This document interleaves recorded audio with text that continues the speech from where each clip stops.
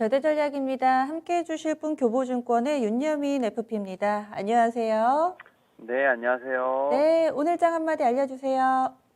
예, 오랜만에 양매수, 그러나 지속성 여부가 중요하다 말씀드릴 수 있을 것 같습니다. 오늘 좀 네. 지수가 좀 상승을 했는데요. 또 외인의 좀 수급이 좀 들어오면서 오늘 장 상당히 좀 금요일임에도 불구하고 좋은 모습 보였고요. 다만 이제 이런 부분이 다음 주까지 좀 지속되는지를 한번 지켜봐야 되지 않을까 생각하고 있습니다. 음, 오늘 장에서 좀 체크 포인트들 어떤 게 있을까요? 좀 변해가지고요, 어제랑은 다르게. 예, 일단은 인플레이션에 대한 부분, 지금 그래서 달러화에 대한 좀 강세 요인이 좀 많아진 건 좀 사실이라 볼 수 있을 것 같습니다. 특히 이제 그 인플레이션에 대한 우려가 지금 미국과 러시아 간의 좀 갈등 소식으로 해서 좀 달러화 강세가 좀 지속되고 있다는 부분들 말씀을 드릴 수 있을 것 같고요.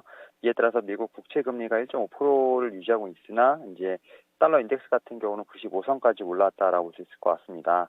또 여기에 이제 중국이 좀 이제 부동산 기업들의 디폴트 위험이 확산되지 않도록 자산 매각을 좀 용이하게 하기 위해 대출 규제 완화했다는 소식에 좀 위안화가 좀 강세로 흐름이 보이고 있다는 점도 상당히 좀 주목해봐야 될 것으로 보이고 있는데, 뭐 달러와 위안화, 원화 강세 등이 좀 약간 뒤섞인 모습이 좀 하늘 시장에 나타나고 있다 말씀드릴 수 있을 것 같습니다. 이런 부분들을 통해서 현재 좀 이제 외인의 수급들 계속 체크해봐야 되지 않을까 좀 생각이 들고 있고요.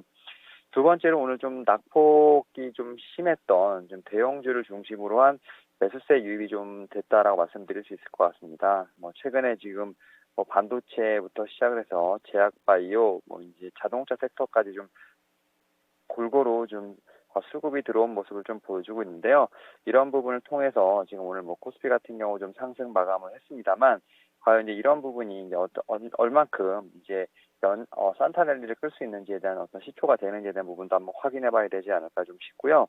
또 이제 오늘 좀 상당히 어떻게 보면 이제 제약바이오 쪽에 좀 큰 뉴스가 있었죠. 바로 이제 셀트리온 이제 코로나 관련된 항체 치료제가 지금 사실상 유럽에서 좀 허가 났다는 부분이 좀 화제가 됐다라 말씀드릴 수 있을 것 같은데, 일단 이제 코로나19 치료제죠. 레키노나 관련돼서 지금 이제 유럽 의약청에서 지금 사용 승인 권고를 좀 의견을 좀 받았다고 지금 뉴스가 나왔습니다. 그리고 이제 최종적인 사용 승인까지는 아니겠습니다만 최종 사용 승인을 받게 되면 그래도 유럽에서 지금 최초로 이제 국산 항체 신약이 지금 나온다라고 볼 수 있을 것 같습니다. 이에 따라서 사실은 이제 레키노나주 관련된 부분에서 사실 여러 가지 좀 말들이 많았습니다만 이제 유럽의 어떤 이제 승인을 통해서 이제 미국까지도 어떻게 보면 승인을 좀 진행할 수 있는 부분도 충분히 있다 말씀드릴 수 있을 것 같고, 결국 이제 유럽 국가에서는 이제 본격적으로 좀 치료에 활용할 수 있는 길도 열린 상황이라 말씀드릴 수 있을 것 같습니다. 이에 따라서 사실 뭐 좀 탈도 많고 말도 많았던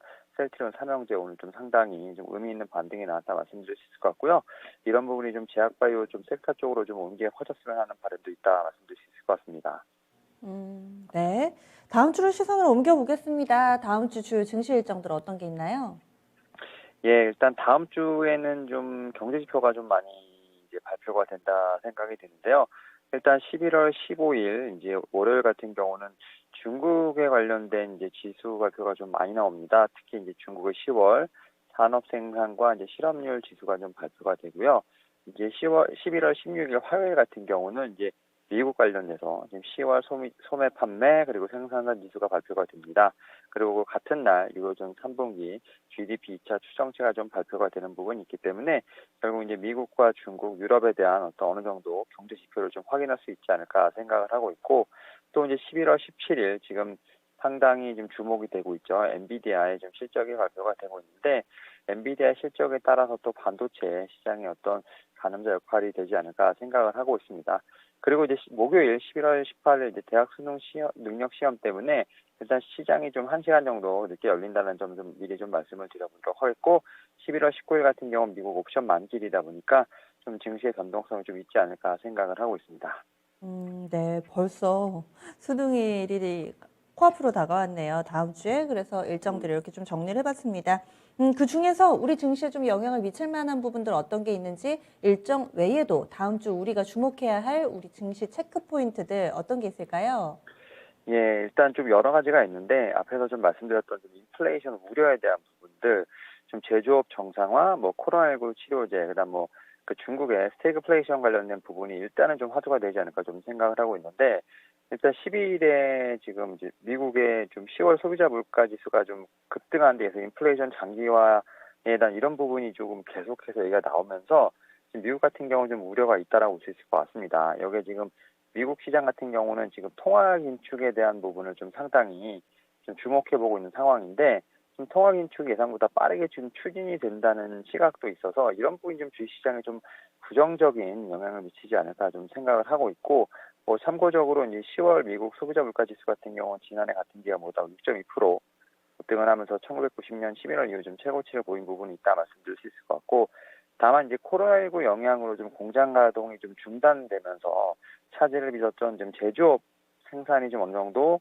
좀 일부 완화되지 않을까 좀 생각을 하고 있습니다. 뭐 이런 부분은 당연히 증시의 상승 요소로 좀 꼽히고 있는데 특히 뭐 이제 베트남, 말레이시아 같은 동남아시아 지역 쪽에 이제 코로나19 확산세가 좀 많이 둔화된 모습을 좀 확인하고 있는데요.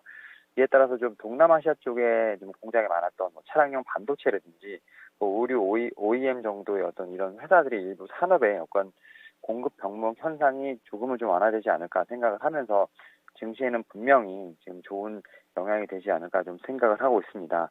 다만 이제 중국 같은 경우는 좀 스태그플레이션에 관련된 지금 우려가 좀 상당히 짙게 나오고 있다 말씀드릴 수 있을 것 같은데 중국 경제가 최근에 이제 고물가, 경기 침체를 좀 동반한 스태그플레이션에 좀 진입했다라는 분석이 계속 나오고 있는 상황입니다. 뭐 글로벌 공급망 차질 장기화라든지 에너지 가격 상승이 좀 주요 원인이기 때문에 이러한 부분이 좀 어느 정도 우리나라에 좀 영향을 미치는지는 봐야 되지 않을까 좀 생각을 하고 있고 또 이제 하나 또 호재를 좀 말씀을 드리자면 이제 미국에서 머크 사이에서 지금 화이자까지 좀 경구용 치료제 코로나19 치료제가 나오는 부분이 있기 때문에 이런 부분은 분명히 좀 증시에는 도움이 되지 않을까 좀 생각을 하고 있습니다. 그래서 이런 부분을 통해서 위드 코로나 관련된 부분들, 그다음에 경제 활동 정상화에 따라서 이런 부분에서 좀 혜택을 받을 수 있는 산업군들이 분명히 움직이지 않을까 좀 생각을 하면서 일단 뭐 다음 주 같은 경우도 제가 볼 때는 충분히 좋은 모습으로 지금 증시가 박스권을 좀 탈피하려는 모습을 보이지 않을까 생각을 하고 있습니다.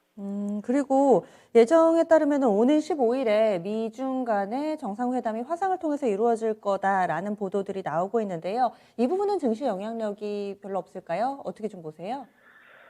일단 미국과 중국의 지금 회담을 통해서 최근까지 좀 어느 정도 적대적 관계에 있던 부분이 좀 화해 모드로 좀 가지 않을까 좀 생각을 하고 있고 특히 이제 미국의 시진핑 같은 경우는 지금 3연임에 대한 부분은 상당히 신경을 쓰고 있습니다. 여기에 이제 동계올림픽까지 지금 신경을 쓰고 있는 부분이 있기 때문에 이런 부분에서 좀 상당히 화해 모드로서 지금 갈 확률이 높다라고 말씀드릴 수 있을 것 같고 특히 이제 미국과 중국의 지금 어떻게 보면 탈탄소 관련된 부분들, 그러니까 어떻게 보면 글로벌 친환경 정책과 관련돼서 좀 결을 같이 하는 부분이 있기 때문에 충분히 제가 볼 때는 좀 좋은 이제 증시의 모멘텀이 되지 않을까 좀 생각을 하고 있습니다. 여기에 뭐 중국 같은 경우는 최근에 원전을 좀 많이 짓겠다, 공격적으로 짓겠다는 얘기가 나오면서 아무래도 이제 좀 탄소와 관련된 부분에서 특히 이제 화력발전소 이런 부분에서 좀 전력난의 요소는 심각하게 좀 있을 수 있겠지만 좀 어떻게 보면 세계 기후에 좀 많이 어떻게 보면 좀 이바지하려는 중국의 모습을 보이고 있는 부분이 있기 때문에 시진핑 주석과 지금 바이든 대통령의 어떤 그런 정상회담에서 충분히 이런 부분도 같이 논의가 되지 않을까 생각을 하고 있습니다. 네. 그러면은 전략 어떻게 세워볼까요? 일단 지금 3분기 실적 시즌이 거의 다 마무리됐습니다. 이에 따라서 관련된 지금 거의 대부분의 지금 섹터라든지 종목과 관련돼서 3분기 실적은 거의 확인이 된 상황인데 결국 이제 실적을 통해서 3분기 실적은 이미 좀 주가에 반영이 됐고요. 결국 이제 4분기라든지 내년에 지금 가이던스가 좀 제대로 나와 있는 모멘텀이 좀 확실한 좀 섹터나 종목을 좀 보시는 게 어떨까 좀 말씀을 드려보도록 하겠고 다만 이제 주가가 너무 많이 올라간 섹터보다는 오히려 실적과 관련된 모멘텀이라든지 성장 가능성이 충분히 있지만 주가가 좀 상대적으로 부진한 섹터를 한번 보시는 게 어떨까 좀 생각이 들고 있습니다. 특히 뭐 가장 최근에 뭐 반도체 슈퍼사이클 하면서 얘기가 나왔지만 지금 주가가 상당히 많이 눌려 있는 반도체라든지 또 이제 코로나19 관련돼서는 좀 때가 묻지 않은 좀 기술 수출이라든지 뭐 임상과 관련된 부분에서 좀 진행 중인 항암 치료제 관련된 제약바 섹터를 좀 보시는 게 어떨까라고 좀 말씀을 드려보도록 하겠습니다. 네, 알겠습니다. 고맙습니다. 네, 감사합니다. 네.